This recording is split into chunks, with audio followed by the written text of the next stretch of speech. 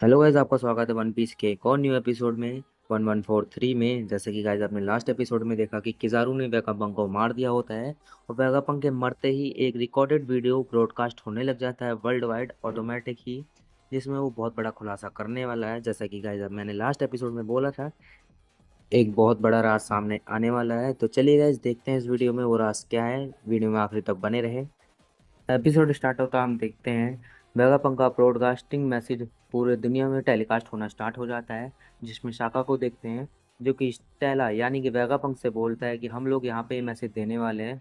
उस बात पर दुनिया के सभी लोगों का अटेंशन देना काफ़ी इंपॉर्टेंट है, जिस पे वेगापंक शाका को बताता है कि ठीक है, इस पर कोई बड़ी बात नहीं है, क्योंकि जैसे ही ये खबर किसी बड़े न्यूज़ मीडिया आउटलेट को पता चलेगी तो वो इस खबर को ब्रेकिंग न्यूज़ बना के पूरी दुनिया में वायरल कर देगी।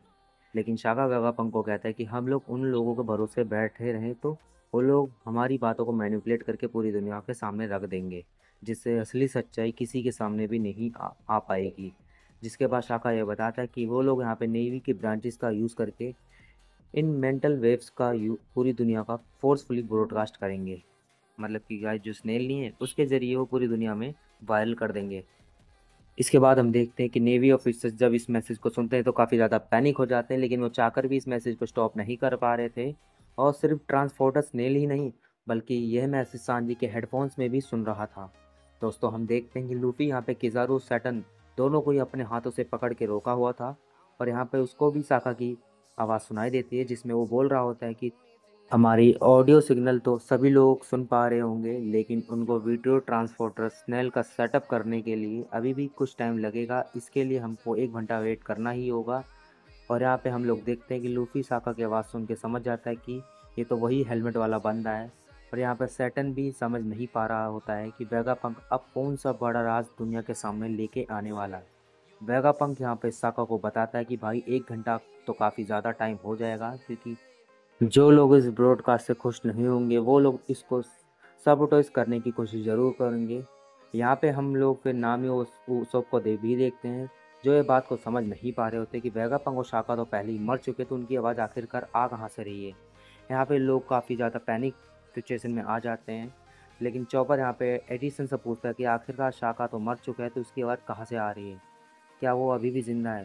लेकिन एडिसन इस बात को समझ नहीं पा रहा होता है और बोलता है कि स्टेला आखिरकार तुम क्या करना चाहते हो। स्टेला यानी वेगापंक। इसके बाद हम यहाँ पे ड्रॉगी और फ्रॉगी को देखते हैं, जो कि जंगल में दौड़ते हुए सीधा लूफी की तरफ पहुँचने की कोशिश कर रहे थे।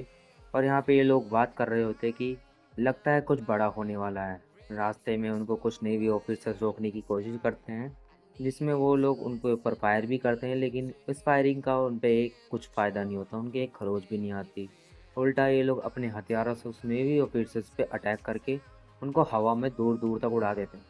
वही वेगापंक सभी को मैसेज बताता है कि चलो भाई 10 मिनट का टाइम देते हैं, सभी लोग इस ब्रॉडकास्ट की प्रिपरेशन कर लो।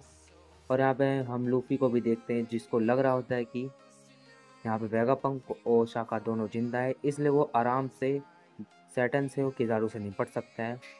अब ये ब्रॉडकास्टिंग दुनिया के साथ साथ मैरिजोआ में भी ब्रॉडकास्ट हो रही थी। यहाँ पे सभी 5 एल्डर्स इसको सुन सैटर्न से टेलीपैथी से बात करके पूछते हैं कि भाई ये सब क्या सीन चल रहा है। तो सैटर्न उनको बताता है कि वेगापंक को किजारू ने मार दिया है, और वो भी उसने अपनी आंखों से देखा था। जिसके बाद ये सभी लोग बताते हैं कि पक्का वेगापंक ने यहाँ पे कुछ ऐसा ट्रिगर मैकेनिज्म प्लान करके रखा था कि जैसे ही उसकी डेथ होगी तो मैसेज ऑटोमेटिक ही ब्रॉडकास्ट होना स्टार्ट हो जाएगा। और हमें तो ये भी नहीं पता कि आखिरकार वेगापंक क्या बताने वाला है, किस राज का खुलासा करने वाला है। तो इसीलिए सबसे पहले तो हमें इस मैसेज का सोर्स ढूंढ के उसको डिस्ट्रॉय करना पड़ेगा। और ये सोर्स शायद एगेट के अंदर लेवो फेस में कहीं छुपा होगा, जो इस वक्त बैरियर के द्वारा प्रोटेक्ट होगा। और अगर यहाँ पे उन्होंने कुछ भी नहीं किया तो उनके लिए काफ़ी ज़्यादा समस्या पैदा हो जाएगी। इसके बाद हम देखते हैं ड्रेस रोसा में, जहाँ पे ये लोग बात कर रहे होते हैं कि world famous scientist doctor Vegapunk दुनिया के सामने काफ़ी बड़ा मैसेज ब्रॉडकास्ट करने वाला है, जिसके लिए वो सभी लोग वीडियो ट्रांसपोर्टर स्नेल को सेटअप कर रहे होते हैं। और यहाँ पे रेविका भी इस ब्रॉडकास्ट को देखने के लिए आ जाती है। साथ ही साथ यहाँ पे लियो और काबू भी को देखते हैं। और यहाँ पे लियो रेविका से पूछती है कि ये वही वेगापंक है जिसको लूफी ने हॉस्टेज बना के रखा होता। तो रेविका बताती कि ये वर्ल्ड गवर्नमेंट का फैलाया हुआ एक झूठ है, क्योंकि लूफी कभी भी ऐसा नहीं कर सकता है। इसके बाद हम लूफी के होम टाउन को देखते हैं, ईशलू को, जहाँ पे सभी लोग इस मैसेज को सुन के काफ़ी ज़्यादा शौक में आ जाते हैं और उन लोग को यहाँ पे ऐसा लगता है कि इसमें भी लूफी का ही कुछ किया धरा होगा। लेकिन दोस्तों, इन लोगों के पास वीडियो ट्रांसपोर्टर स्नेल अफोर्ड करने के पैसे नहीं होते हैं, तो वो लोग यहाँ पे मैसेज को ऑडियो में सुन के ही काम चलाते हैं। इसके बाद यहाँ पे हम आइसबग को देखते हैं, जो ये मैसेज सुन के आधी रात में उसकी नींद ख़राब हो गई थी, जिसके बाद वो यहाँ पे अपने असिस्टेंट को बुलाता है और बोलता है कि वीडियो ट्रांसपोर्टर स्नेल वगैरह को सेटअप करने के लिए बोलता है। लेकिन दोस्तों, उसकी असिस्टेंट काफ़ी ज़्यादा स्मार्ट होती है, वो पहले से ही सारा सेटअप करके बैठी होती है। इसके बाद हम यहाँ पे वीवी को देखते हैं, जो कि लूफी की काफ़ी ज़्यादा टेंशन ले रही होती है, क्योंकि इस ब्रॉडकास्ट में लूफी दिख ही नहीं हो रहा होता। जिसके बाद मोगन उसको समझाता है कि ज़रा यहाँ पे इस मैसेज में वेगापंक के पीछे घड़ी पर ध्यान दो, तुम्हें इसमें जो टाइम दिखाई दे रहा है वो इस वक्त एगट का है ही नहीं। इसका मतलब कि ये फुटेज पहले ही रिकॉर्डेड हो चुकी है और इस वक्त टेलीकास्ट हो रही है। और क्योंकि यहाँ पे एगेट के ऊपर बस्टर कॉल लागू हो गया है, तो इसका मतलब वो जगह तो अब तक डिस्ट्रॉय हो चुकी होगी।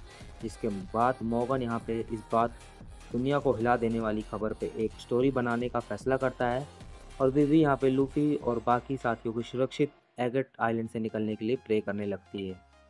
इसके बाद हम गाइस देखते हैं कि दुनिया भर में सभी लोग रेडी हो जाते हैं इस मैसेज को ब्रॉडकास्ट को सुनने के लिए। जैसे कि बस्टर ब्लू में सभी लोग यहाँ पे सेटअप कर लेते हैं और यहाँ पे वो वेगापंक को देखते हैं, जिसने अपना सर काट के एप्पल का एंटीना लगवा लिया होता है।